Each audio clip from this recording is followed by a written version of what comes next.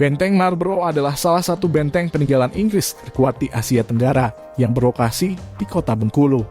Benteng ini dibangun oleh East India Company, EIC, sebuah perusahaan dagang milik Inggris. Pada tahun 1714 hingga 1719 di bawah pimpinan Gubernur Jenderal Joseph Calet. Nama Marlborough sendiri diambil dari nama Jenderal Inggris terkenal John Churchill, Duke of Marlborough, yang hidup di awal abad ke-17.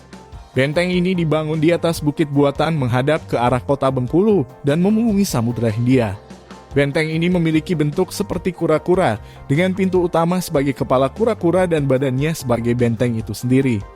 Benteng ini memiliki dinding setinggi 8 hingga 8,5 meter dan setebal 1,85 hingga 3 meter. Pertahanan benteng terdiri dari 72 meriam yang tersebar di berbagai sudut. Di dalam benteng terdapat beberapa baris bangunan dengan atap berbentuk segitiga yang difungsikan sebagai barak, penjara, dan kantor. Di bagian tengah benteng juga terdapat lapangan besar yang berfungsi sebagai halaman dalam. Benteng Marlborough menjadi saksi bisu perjuangan rakyat Bengkulu melawan penjajah Inggris yang ingin menguasai wilayah ini. Beberapa kali rakyat Bengkulu melakukan serangan dan pembakaran terhadap benteng ini sehingga penghuninya terpaksa mengungsi atau tewas. Salah satu serangan terbesar terjadi pada tahun 1793 yang dipimpin oleh seorang pahlawan nasional bernama Depati Parbo.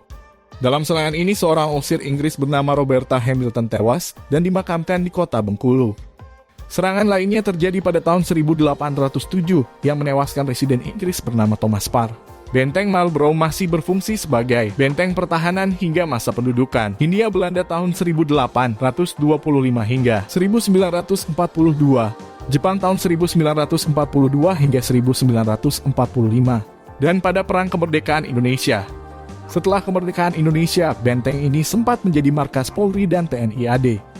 Pada tahun 1977, benteng ini diserahkan kepada Departemen Pendidikan dan Kebudayaan untuk dipugar dan dijadikan bangunan cagar budaya. Kini benteng ini menjadi salah satu objek wisata sejarah yang menarik untuk dikunjungi.